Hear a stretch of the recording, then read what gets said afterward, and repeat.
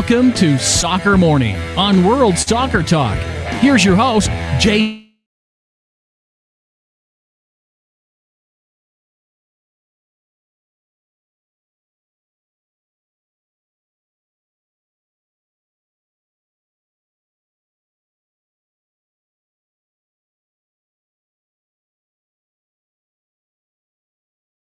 Am I back on the air? That was an abrupt, weird start to the show on a Friday. Okay, we had an issue. Now we're back. I think we're back. A cold open for those people watching via the live stream on YouTube or worldsoccertalk.com or whatever. For everybody on the podcast, you got to hear the ring. That is Trevor Hayward when he connects to me via our technology, which apparently failed at that moment. Anyway, it's Friday. We're going to talk about soccer today. We've got a wide open show. It's going to be all about you and the phone call. So hopefully you are listening live, because I'm going to need you to call me here in a little bit. We can talk about LAFC and that logo. We'll get into the news, and some of this stuff will be there for you to comment upon when we get to the news. In fact, let's go ahead and do that. We got some very cool things coming out about that LAFC thing that I want to talk about. LAFC unveils their logo at an event in Los Angeles yesterday. The team announcing that their colors are gold and black with a splash of red, or a flash of red. Is it splash or flash? Is there a difference? Because I feel like, like when you're cooking and they say it's a dash of something, or it's a pinch of this, or it's those are different things, right? So is a flash of red different than a splash of red? And which one is it that applies to LAFC? I'm not sure. Anyway, I like the logo. I kind of dig it. Got the wing for the Los Angeles Angel motif. It looks Art Deco. It's got this very old Hollywood vibe about it. I've been listening to a lot of podcasts about old Hollywood history, so that's on top of my mind anyway. I like it. The team also added Will Ferrell to their list of co-owners. That was officially announced. He was there, talking about how it wasn't a joke. He was involved. Team's set to start playing in 2018. They're looking to build a stadium in South Los Angeles, $250 million stadium. I got the page popped up right here that has all the details about their stadium. LAFC.com/stadium. LAFC is committed to building a 22,000-seat soccer-specific venue, bringing $250 million in private investment to South Los Angeles. 140,000 square feet of improved public open space. Okay, anyway, you don't need to know that stuff. Yeah. So LAFC has a logo. It's a very weird process when a team comes to life in American soccer. It's unlike any other birth of a soccer club in history, because most soccer clubs, especially the ones that we venerate from across the pond, are hundreds of years old, 100 years old or more. There you go. Yeah, and absolutely. I will say this, they have hit the nail on the head when it comes to, I'm not from LA, but I can sort of put myself in that environment and understand what's going to work there, and that's going to work there. Especially the main part of the logo, the LA mark, that's going to work. The merchandise that they were showing off yesterday, somebody found a screenshot I saw from Maxi Rodriguez, our fun football intellect on Twitter, who was sharing. It was, I want the hat. Yeah, no, I know it's out there, but I'm just saying Maxi was the first one who had the images that I saw. I know it's somewhere. I don't know where you can buy this stuff. I'm sure it's already on sale. I kind of want some of that stuff. I don't really want to have to pay a lot for it. So I would like to maybe we can get a scarf. The scarf itself deserves a spot here on the Soccer Morning set. All right. MLS releases their 2016 schedule that happened yesterday as well. The first national televised game of the year will feature a rematch of the MLS Cup on March 6th. That is certainly, obviously, Portland and Columbus. That game is actually going to be in Portland, the first nationally televised game, as I said. Fox will broadcast 4 games on over-the-air Fox. It's a step up in terms of the contract and the profile for the league. So that's a big move for MLS to get Fox on board, showing off MLS over the air. Fox will air a 30-minute pregame show before 4 selected matches during the season. NYCFC against the Red Bulls on May 21st. Portland versus Seattle on July 17th. Red Bulls versus NYCFC on July 24th. And Sporting Portland on July 31st. So obviously 3 of those games, all about the local rivalry. So that's what we like. That's what we're going to sell, apparently. All right, so there's your MLS schedule. Lots of details coming out about that. If you have thoughts on the MLS schedule, we will open up the phone lines and let you vent about that as well. Luis Suarez has been given a 2-match ban for his part in a quote-unquote scrum that took place in the tunnel after Barcelona's goalless draw with Espanyol last weekend. Barcelona will, of course, appeal the ruling. I'm looking right now at a GIF that I found over at Reddit, in which Suarez is on the field talking to somebody from Espanyol in Espanyol and using and basically calling the guy an idiot. So apparently they were having a good time playing each other this weekend. Again, Espanyol basically kicked the crap out of Barcelona in order to keep them from scoring, and it kept it to a goalless match that now Barcelona will have to pay for if Suarez can't handle his temper. Liga MX Clausura campaign getting underway this weekend. The round features the return of Miguel Piojo Herrera to management with Club Tijuana, and Rafa Marquez will return to Mexican football with Atlas. Both those teams playing tonight. Querétaro hosting Atlas and Tijuana hosting Pachuca in the first games of the round on a Friday. You also have a bunch of games tomorrow. I don't have the schedule in front of me. You can go find it. Also this weekend, third round of the FA Cup in England. A slew of games. Bunch of games. In fact, I think that actually starts out today when Liverpool plays Exeter in the third round of the FA Cup. In La Liga, Barcelona versus Granada. Real Madrid versus Deportivo La Coruña. Celta Vigo versus Atleti. There's your top 3 teams in action in Spain. Again, Suarez handed a 2-match ban, which they'll appeal. I imagine he'll play while that appeal is underway. Roma facing Milan in Italy. That's the big match in Serie A. Did not check and see who Inter has. Let me see if I can pull up a schedule very quickly and check on the situation in the Italian league. You have Roma. You have facing Milan, probably the highest profile match. My web browser will respond to me. We can take a look. Inter facing Sassuolo.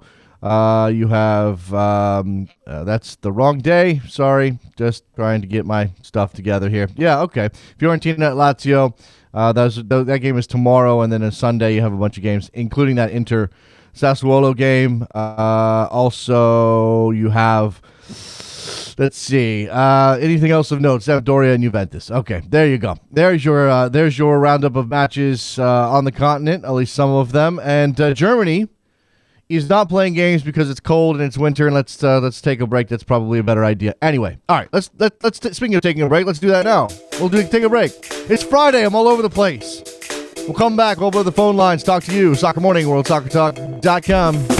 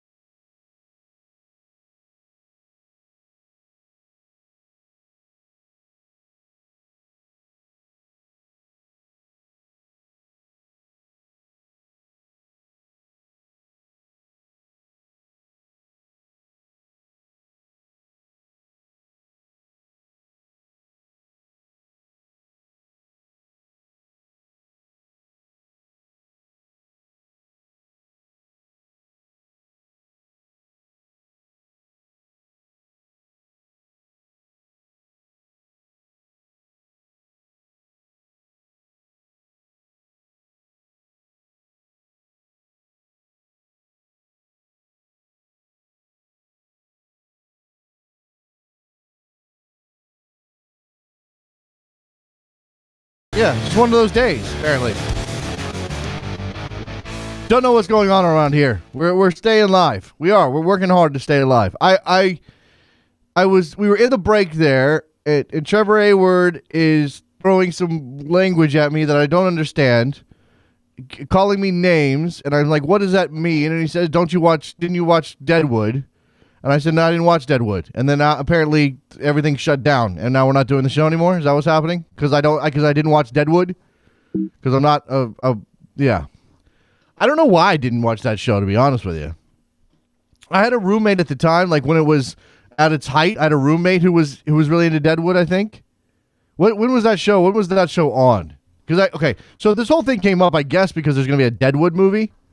Am I supposed to be excited about that? Like, I'm not trying to be, I'm not trying to be a jerk here on purpose. I'm not downplaying Deadwood. I'm sure it's a great show. But I'm just like, am I supposed to be excited? It ran from 2004 to 2006. That's a billion years ago. It's a billion years ago. No, at the time I had a roommate who was really into Deadwood, but I never watched it. I don't know. I don't. I didn't watch Deadwood. All right. 646-832-3909. This actually fits into a thing I've been thinking about because I'm wandering around the internet last night. I was supposed to be writing, and I was distracted because I'm a distracted writer. I don't actually get anything done until my deadline is minutes away. Like, that's just how my brain refuses to engage until I'm up against the deadline. I'm the world's worst procrastinator, or among them anyway. So I'm searching I'm surfing the web, as they say. I'm looking around the internets while I'm distracted from writing. Well, I should be writing.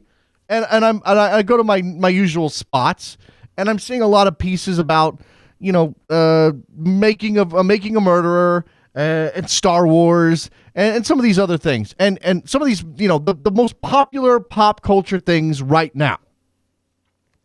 And I'm like, okay, well, I haven't seen Star Wars. It's gonna be am I going to risk getting this show shut down for that too? I haven't seen Star Wars, the new one, obviously. I haven't seen The Force Awakenings or whatever. Okay, Trevor hasn't seen it either. We're in the same boat. All right. First of all, you know what? I want to see The Force's Awakening or whatever the thing's called, but I don't want to go. I don't want to deal with the crowds. So I've been waiting out the crowds. Okay, I can't be among the people in the line that takes 35 minutes to get into the damn theater. I just can't do that. Okay, yeah. The problem is, of course, that when you do that, when you wait out the crowd, when you don't go right away, there are spoilers all over the place, and you have to avoid them. And this actually relates to making. So I haven't seen Star Wars, and there's all these think pieces about Star Wars. And I'm like, should I read the story, the thought, the analysis of Star Wars, or should I wait until I see the movie? And because that's most of what's out there right now. The other thing that's out there right now is Making a Murderer. And I've watched the first 4 episodes of Making a Murderer. And I'll tell you right now, I'm done with it. I can't do it anymore. And I can't do it anymore because I can't push aside the notion that this thing is tilted on purpose to ramp up the drama. Okay? And it probably is, and for some people that might not matter. For me, I think the whole conceit of the show is he didn't do it, right? He's being set up. The whole conceit of the show is he's being framed for the murder because the cops don't like him because he's suing for the false rape conviction. I get it, but at some point I'm sort of like, well, I'm not sure I believe that. I mean, based on what's on the screen, I feel as though I'm being manipulated, and I don't like that too much. I mean, I guess that's what they're supposed to do. Plus, I don't know. It's a thing. It's a thing, but everybody's watching it. Everybody's going nuts over it. In fact, I bet most of you out there are watching Making a Murderer or have watched Making a Murderer. 646-832-3909. You have thoughts on any of this pop culture stuff? Definitely jump in here. LAFC. My opinion, and I've said it several times, I think they got this right. As right as you can get it. As right as you can get the unveiling of a logo, badge, crest in the modern context. Garrett says the logo looks like Minnesota and Atlanta had a kid. Yeah, we talked about that. Atlanta's gold A thing, Minnesota's loon with the wing. Here's your LA. But I'm not holding that against the logo. I think that within the context of Los Angeles, soccer, modern expansion franchise process thing, whatever, that they did that they did about as well as they could do. I think, I mean, credit to the designer. I think that's fantastic in terms of trying to hit a certain mark. And it's not, we do have this unique experience as American soccer fans, as people watching these teams pop up. This is not an organic process. This is not Newton Heath becoming Manchester United, becoming the world's biggest club. This is not a bunch of British people getting together when they're on vacation in Spain or teaching in Spain or whatever they were doing and starting a club and it becoming, one of the most famous clubs in the world. This isn't, this is not an organic process that has been percolating for 100 years.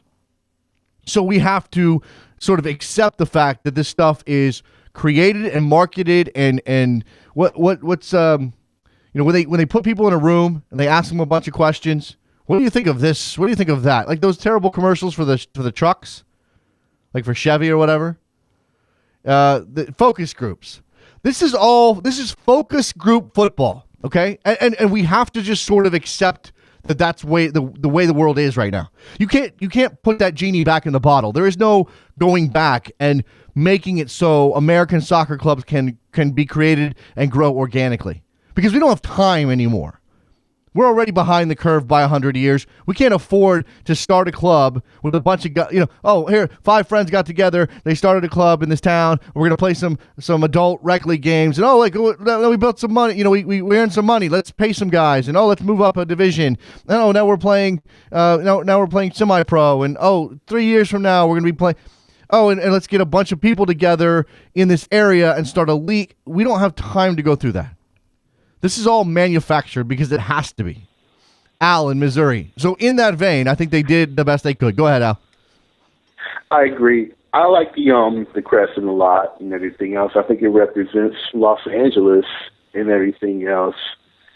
But I think I like them. I mean, they got so many owners. It's not even funny who's owning the team from Magic Johnson. Yeah, you know what? Will Ferrell. Let me see if I can find that list. All right, here we go. Eddie? All right, Henry Wynn. Yes. Henry Wynn's going to be the guy who runs I think he's the guy who runs the team. He's the guy who brought McDonald's to Vietnam. That's like his big claim to fame. Peter Guber. Yeah. Peter Guber is the CEO of Mandalay Entertainment. He's a film producer. I think he looks like he's in his 40s, but I think he's in his 70s. He's had a lot of past plastic surgery. He's very LA that way. You got Tom Penn, who's worked in the NBA, been an NBA analyst. Ruben, I'm gonna try to do this. Ganangalingam. Vincent Tan, who is famous for his time as the owner of Cardiff. Oh, I guess he still is the owner of Cardiff City, and obviously has a bad rep over there for switching the colors and all of that. Let's see. Brandon Beck, who's the co-creator of League of Legends. So that's a video game guy. Larry Berg, the senior partner at Apollo Global Management and chairman of McGraw-Hill Education, which we've all heard of because we all went to school. Will Ferrell's on here now. They got him in. Nomar Garcia-Parra, obviously. His wife, Mia Hamm, who was one of the greatest soccer players of all time. Chad Hurley, co-founder of YouTube. Irvin Magic Johnson, who you mentioned. Tucker Kane, CFO of the Los Angeles Dodgers. Kirk Lacob, assistant general manager of the Golden State Warriors. Mark Leshley, the founder and managing director of Iconic Media Partners, something. Mike Mahan, president of Dick Clark Productions and a partner of Mosaic Media Investment Partners. Erwin Raish, maybe, co-chair of sports practice at Foley and Lardner. I guess that's a law firm. I'm not sure. Tony Robbins. Yeah. We know Tony Robbins.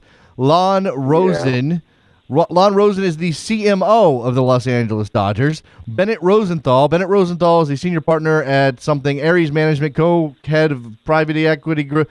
Paul Schaefer, vice chairman, COO of Mandalay Entertainment Group.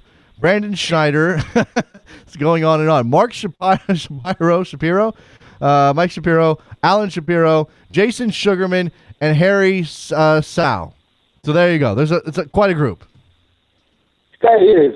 That's quite a group. That's quite a group. I just hope they, put on a good product and everything else. But most of all, find a good coach and a good general manager, somebody who knows about soccer and everything else. And what they should do is that they should follow the example of what their the rival team in Los Angeles, the Galaxy, started youth academy and everything else. That's how you get a really good franchise. Yeah, no, I think they're in that process, Al. I mean, I do. I think they've got 2 years. Okay, they're not even 2.5 years before they're even there. Before they're even, I guess it's about 2 years. 2 years and a couple of months before they get underway.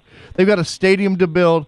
They've got and look, the academy system matters, and from a soccer perspective, yeah, absolutely, they need to get invested in all of that stuff. But I think that. And I'm not going to say this is more important, but I think what they are focused on, and probably what they're rightfully focused on, is making themselves a thing in Los Angeles. And I saw some people from LA talking about this stuff on Twitter yesterday. And again, I'm borrowing their insight because I'm not from LA. But the point was made that people don't really wear Galaxy gear around LA. Like, that's not a thing that happens. Like, they're Galaxy fans, and they go out to the games, and good for them. But it's not like the Galaxy have a profile that reaches, even USC, UCLA levels. Like, that's just not. People aren't repping LA by wearing Galaxy gear.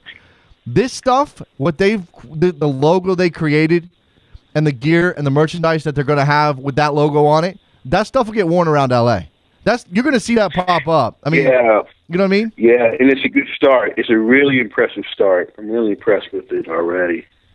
Yeah, I mean, I'll be the first one to say and apologize, I guess, because I was confused as to their approach. I thought their Twitter game was whack. I thought the way they were going about it with this story that we got from the LA Times, Kevin Baxter writing that story about their kind of hipster group of marketers who were sitting in this room trying to figure out how to make LAFC, popular with the millennials. Like, all that stuff was weird to me, and I didn't get it. But I think it's the right approach, and I think they're being vindicated right now. I mean, we don't know how many hats they're going to sell, but I can't imagine it's going to be a few. I think it's going to be a lot.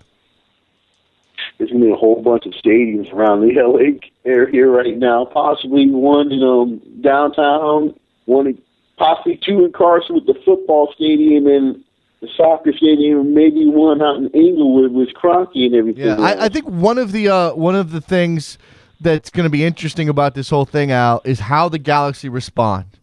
Now, yes. AJ De La Garza was great on Twitter yesterday. He tweeted, "Big day for Chivas USA fans," or something like that. Or, I see a rivalry developing that actually will give, it's going to get to a point where it's an actual rivalry rather than the feeling that it's being forced upon us, because the Galaxy operate in a different way. And they're gonna have to respond some level. They're gonna have to, They've been the big dogs, they've been the stars, they've been the chosen ones for so long. I'm not saying LAFC is the chosen ones, but LAFC is already cooler than the LA Galaxy. They are. Yeah, they are. They really are. I can see a really good rivalry. Another El Clasico that's gonna definitely make a lot of headlines. National television, Fox and ESPN, maybe ABC. Yeah, let's not call it the Classico though. Let's come up with something else. Like, we had the Super Classico. They slapped the Super Classico name on that Chivas USA LA game for so many years that just nobody liked it. I mean, Honda got involved at one point. It was a Honda Super Classico. Let's the name needs to be something different. Let's get away from Classico. I'm just gonna ask for that. Yeah. All right, dude. Have a good weekend. All right, Al. Appreciate the call, man. Good stuff.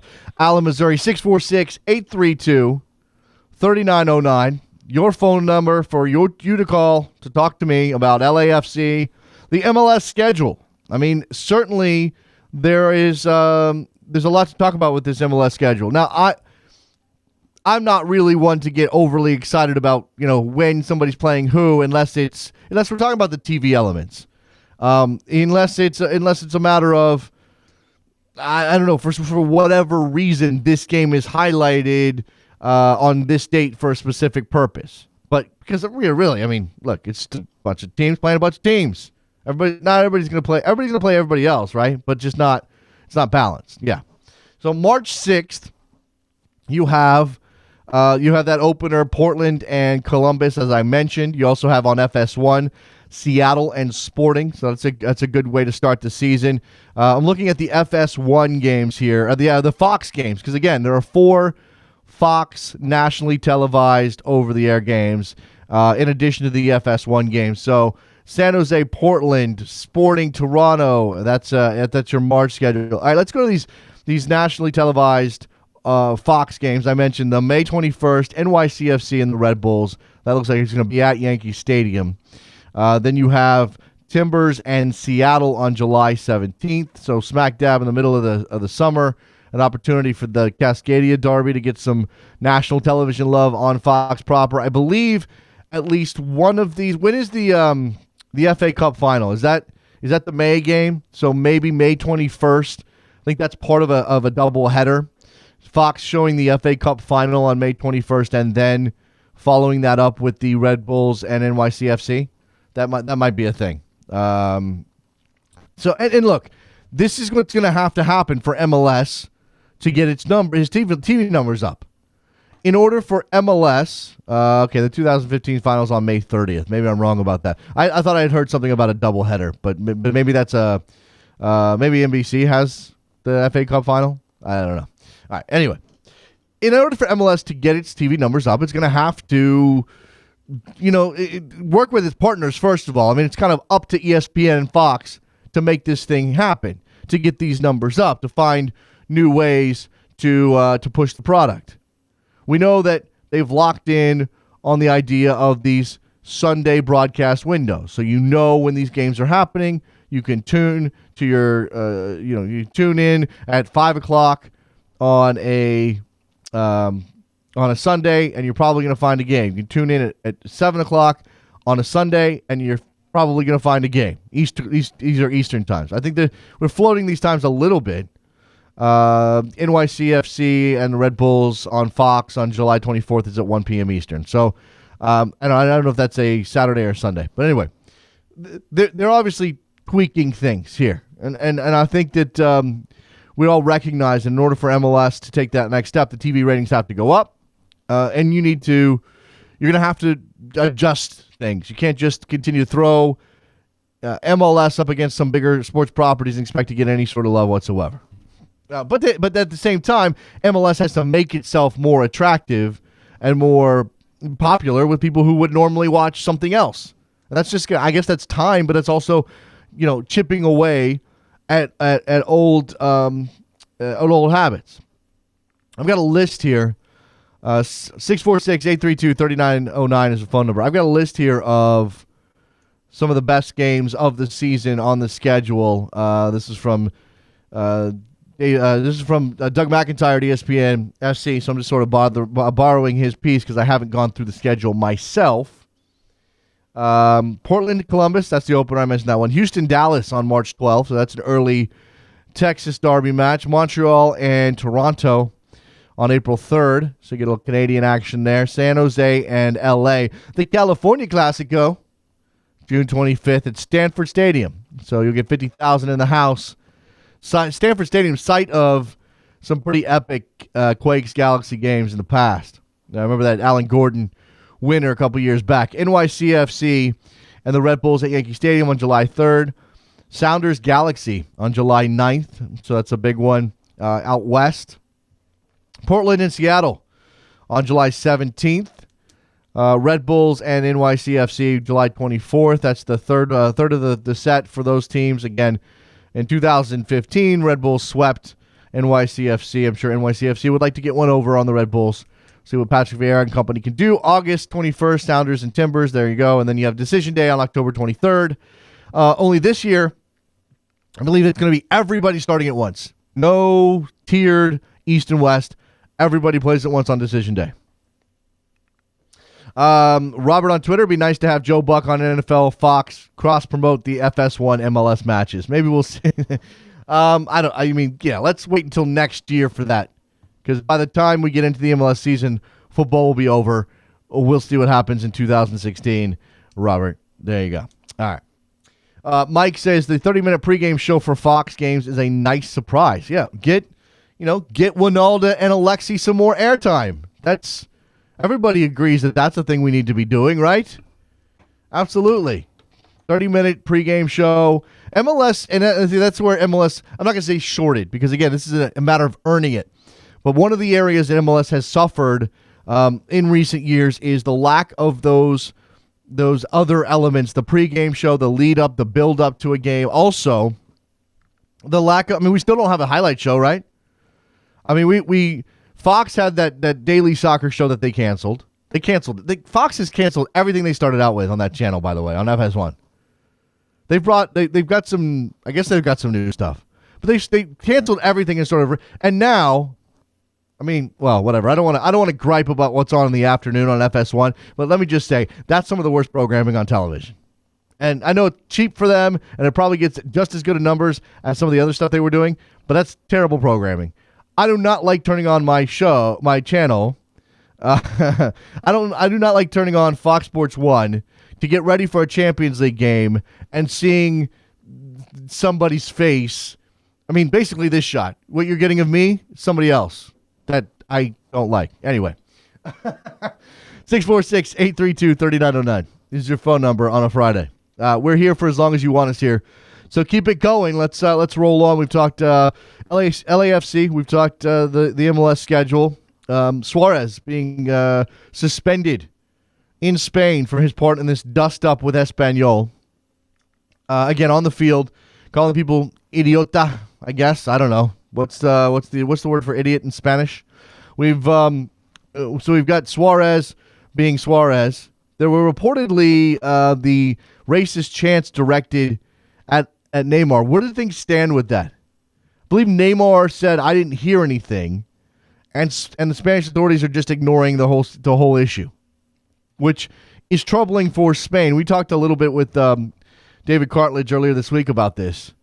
It's troubling for Spain to have that continuing situation where, okay, maybe they have addressed this. I'm going to read this article regarding this story from the Associated Press.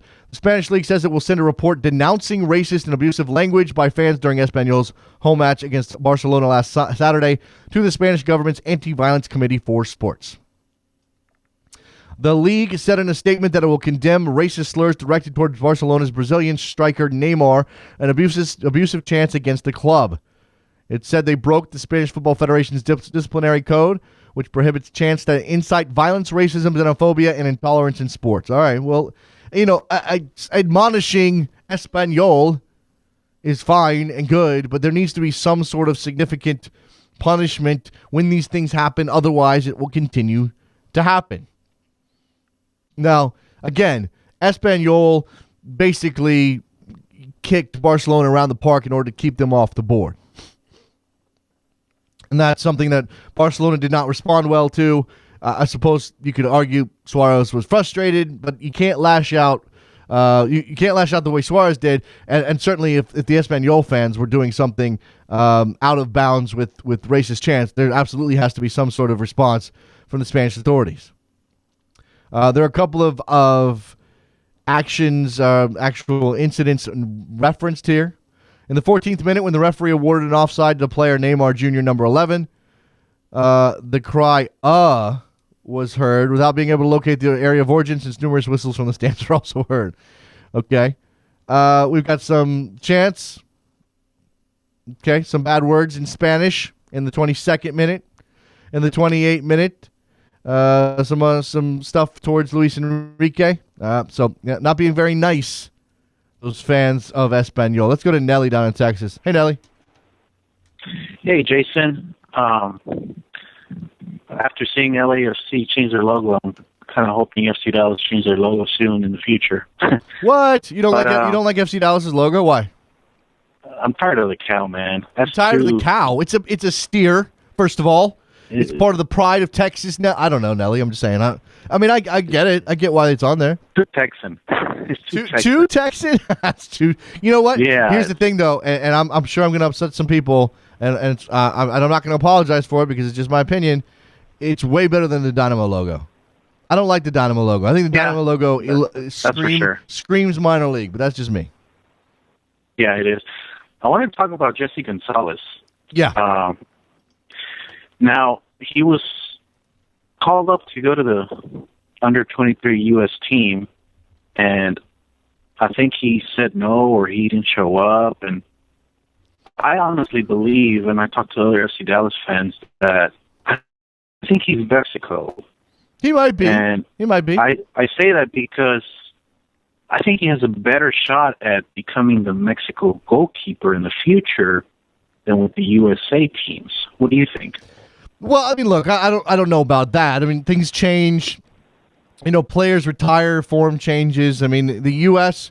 has got Bill Hamid, who's a couple years older than Jesse Gonzalez, and is going to be next in line. Jesse could be waiting for 8 or 10 years before he gets a shot with the U.S. if his career goes that direction. And if you look at Mexico, Mexico's got goalkeepers. It's just a matter of whether or not any head coach is going to pick one and stick with that goalkeeper.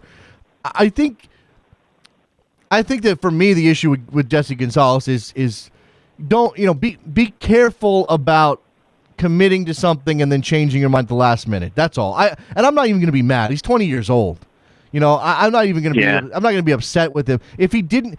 If he said he was going to go to U.S. camp and then changed his mind at the last minute and didn't go, and never told anybody that, then that's just a lesson in decorum. That's a lesson as a young person, regardless of being a soccer player. You can't leave people hanging like that. But other than that, I mean, I don't begrudge the guy the right to go play for Mexico. Go play for Mexico. Have fun.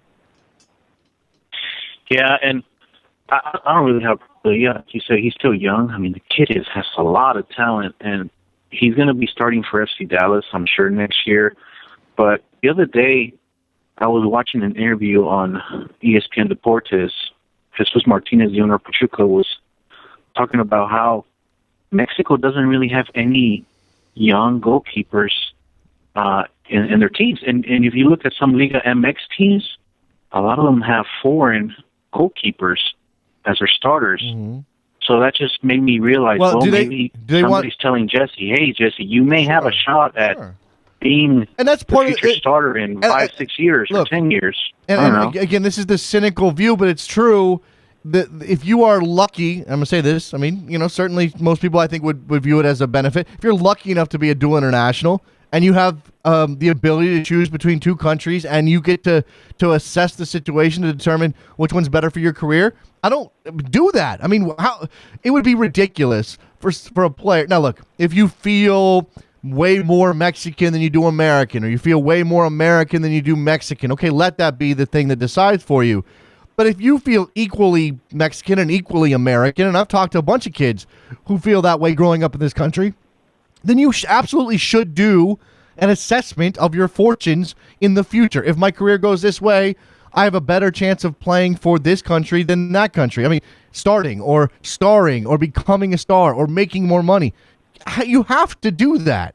You have to. I mean, I'm going to sit here and look at my career path and say, well, that's the better thing for me. I'll make more money. I'll be more comfortable. I'll be happier if I do this thing rather than that thing. Why why shouldn't Jesse Gonzalez or anybody else do that?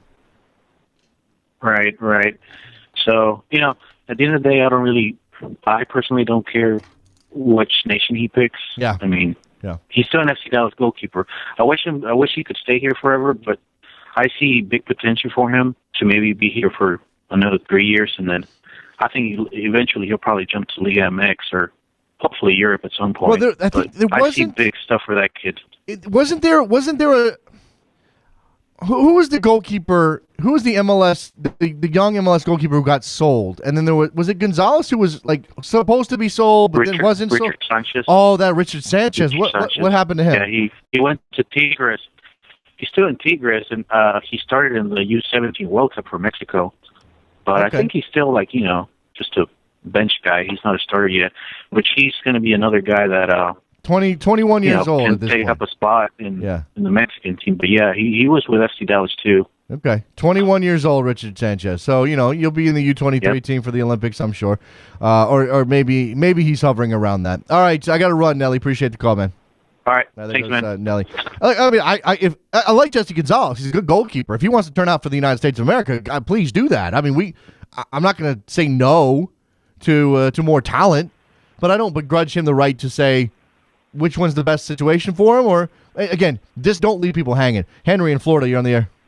Hey, happy Friday. Happy Friday, my friend. What a week, Hey, right? I just a great week. Just an idea, just to get your opinion. What if the MLS, in trying to take advantage of that window between the end of the Super Bowl and before baseball starts, shifted the season up a little bit? I'm talking about 2 or 3 years down the line when there's, let's say, 2 stadiums in L.A., stayed in Miami. I thought you were going to. I thought you were going to say 2 or 3 years down the line when global warming has taken even more effect. Well, that too. I'm looking forward to global warming. But anyhow, because basically there wouldn't be any competition, and it'd be still kind of cooler weather. People would be inside. You can market the hell out of it. I'm even thinking, gosh, would MLS or SUM spend money and put a commercial in the Super Bowl, maybe, just to kind of talk about the other football? That's not a bad idea. Anyhow. I mean, obviously, that would be a significant expense. We're talking, okay, so the league starts on March 6th in 2016. So that's I mean, and that's earlier. Like, if you go back in time, of course, they've added more teams and they've added more games and they've sort of settled on this number of 34. This is pretty early. I don't know if it's the earliest MLS has ever started, but I'm willing to guess it's probably close because I know that the league has never started in February. So they're getting closer, and I know Klinsmann again during this build up to the January camp has been kind of taking shots at American soccer for the long off season and everything else. It may get there one day. It may sort of just take care of itself. Again, you're adding teams at a rapid clip. I don't know if they're going to stick to 34 games, but again, I think there is a potential that when you get to 28, 30 teams, you're going to have to figure out how to squeeze in more games, or you're going to have to figure out how you're going to balance things out and make it competitively fair. I could see it. I could see a mid-February start in again, using LA, using Texas, using Florida. It's probably raining a lot, but it's still, at least it's not super cold. And then maybe there is something to a Super Bowl commercial. Maybe you're right. And then you have the networks, realizing that that's their chance to really market the hell out of it. And then the knock-on effect is later on in the season, especially when you are competing against the NFL, you have a little better chance to hold on to some of those people that are kind of marginal NFL fans that maybe they do, instead of watching that fourth game on Sunday, they pop on over to Fox Sports or ESPN and watch that. I don't know. But in the beginning of the season, you would stagger it. You'd assume, let's say you have 28 teams at that point, you would obviously not every team would be playing on opening day, but you'd kind of stagger it so that way, maybe obviously 10 or 12 would play for that first 2 weeks. Or so, do it in a balanced fashion. Yeah. I mean, I don't like just me, and I'm not overly OCD, but I do like symmetrical things. So I'm not a fan of when MLS is all out of whack, and you've got some teams on 10 games, and some teams on 7 games, and some teams on 12 games. I prefer that we stay, as close as possible with some, you gotta have some leeway for midweek games and Champions League and that kind of stuff. But for the most part, I would like to see everybody on the same number of games so we can judge the league fairly, and that would make it more difficult. But at the same time, if you get a benefit out of it, and a significant benefit, I mean, you have to justify it, then maybe it's the way to go. Have a great one. All right, Henry. Appreciate it, man. Good week. Let's before I get to Bill, hold on for just a second, Bill. I got to address a couple of things on Twitter. One from Mike Moon says, how's the MLS schedule making room or doesn't for the Copa Centenario? They are taking a 2-week break for Copa Centenario for the group stage. of that tournament. That's the best they're going to do, and I don't think it's. I'm not going to say it's good enough. I'm saying it's something. I guess I don't know that you should just swallow it and move along. I guess there's some grousing to be done, but the league is at least taking the step to not play completely up against the bulk of the Copa Centenario game. So there's that. Also, Brian Blickenstaff, our man out in Germany, writing for Vice Sports these days, was Freddie Adu spanked? Yes, I want to know that too, Brian. You know, one of the other things about this week beyond LAFC and the schedule we've talked about coming out of yesterday has been the revelations of Peter Novak's time in Philadelphia. And we did the full breakdown with Jonathan Tannenwald, a very popular individual, by the way. I know he was on Howler's podcast. I know he did Counterattack on Sirius XM with Dunny and those guys last night.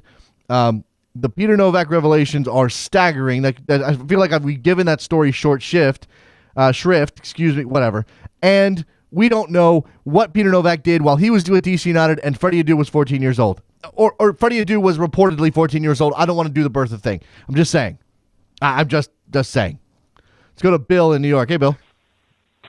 Hey, Jason. I love that Philly's giving us all this information to use when we go visit them down in Philadelphia. There's no doubt about it. Okay. We're going to have a chant that has spanking involved in it. I was going to say, Bill, what kind of chants involving spanking are going to be coming out? They're making it too easy on us. They're giving us information every week. They're giving us something more to use against. Oh my gosh! Great. I got to imagine that the South Ward's tifo for a Philadelphia Union visit is going to be pretty epic. I imagine it's got to be. They're drawing it up right now. They're doing it right now because they're ready for this. You know what the problem is, Bill? There are going to be too many good ideas, and you're not going to be able to decide which one to go with. Well, we're playing them twice this year. And that's one of my problems is we're playing them the last game of the season down there. And I love going down there for those away games, but I love decision day.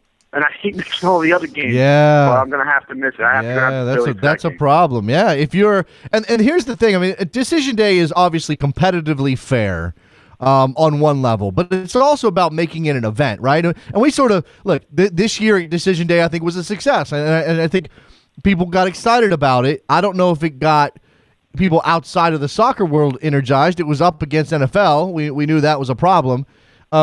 But I get it from an MLS perspective, but you make a good point, and this is something that, consistently comes up. MLS has to figure out a way to get people who aren't going out to the stadium to watch their product on television. You're going to be at the stadium in Philadelphia watching your boys play. That means you're not watching on television. They've got to find a way to get the rest of the country, the people who aren't going out to games, to watch, because otherwise it looks like the only MLS audience is the people who go out to games, and that's not enough. And I say, I like the way they did it last year with the 2 times. This way I got to see 2 games. Doing them all at one time, I would rather if it was 2. Yeah, but I think the West Coast. But even if we had to change the 1 game like we did this year, that's fine. All right, that's up in the air. We may have to change 1 game if it's going for the Supporters Shield, but most likely it's going to be for playoff standing in the West and playoff standing in the East. Yeah, and it's not going to happen every year. That's going to be the Supporters Shield thing that's online. Okay, all right. Well, I mean, It is what it is. I think. I don't know why they're going. I don't know why they're shifting to the 1 time. As you said, they had to move that Chicago Red Bulls game because of the impact on the Supporter Shield. I don't know. I guess just because it's even more of an event if everybody's playing at once. I mean, the whip around show is going to be insane, and it's going to be great. Yeah, either way, it's going to be great. It was great last year. It'll be just as good this year. Well, you weren't calling about that.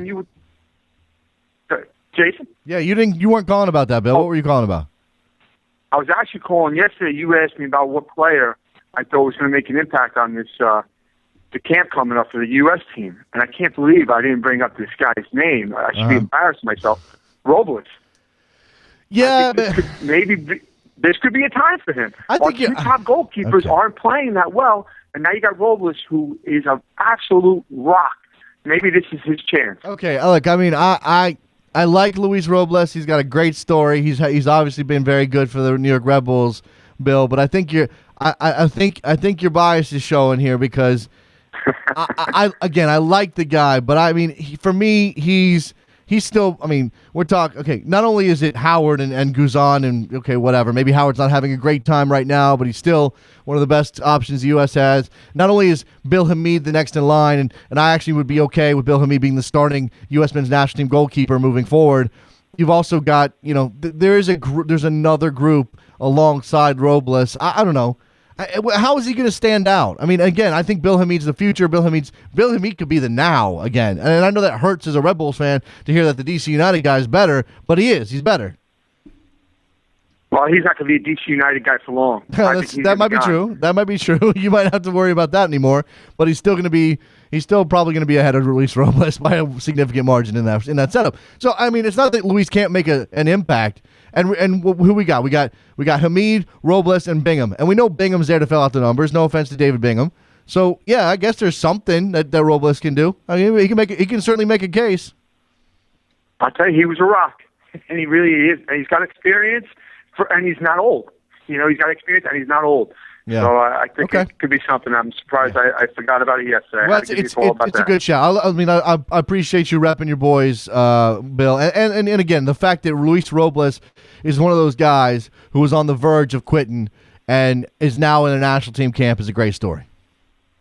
It is. It's an excellent story. He's a good man. All right, Bill. I appreciate the call. Have a good weekend, Bill.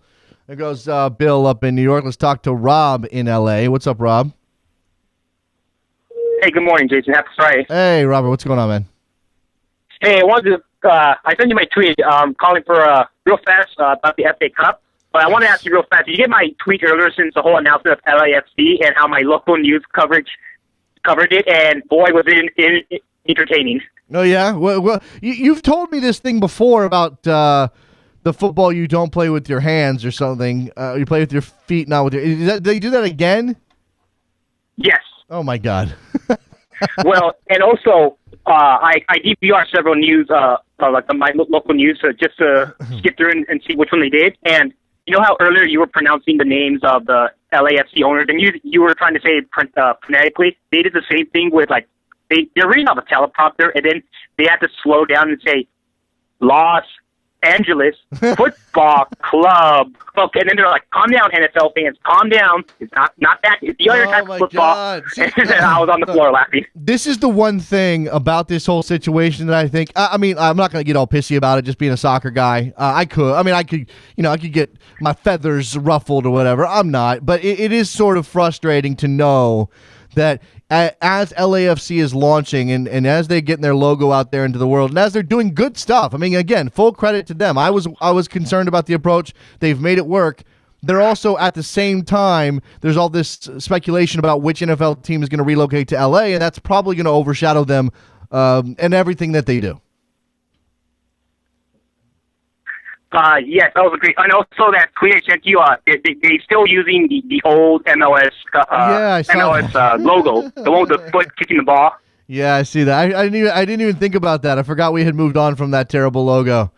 Yeah. Oh well. Oh well. At least it made the news. Yeah. Oh well. All right. Now I want to. What was it calling about?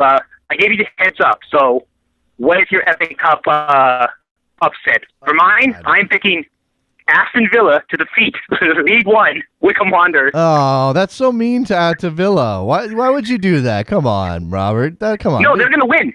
No, I know they're gonna win. I know, but you're saying it's an upset because you're taking a crap on Villa right now. Come on. All right, you have that cannot be your upset. If you're looking, I'm looking at the round right now. Now, obviously, you have Exeter and Liverpool today. I expect Liverpool to win, despite their recent problems and the fact they have no center backs left.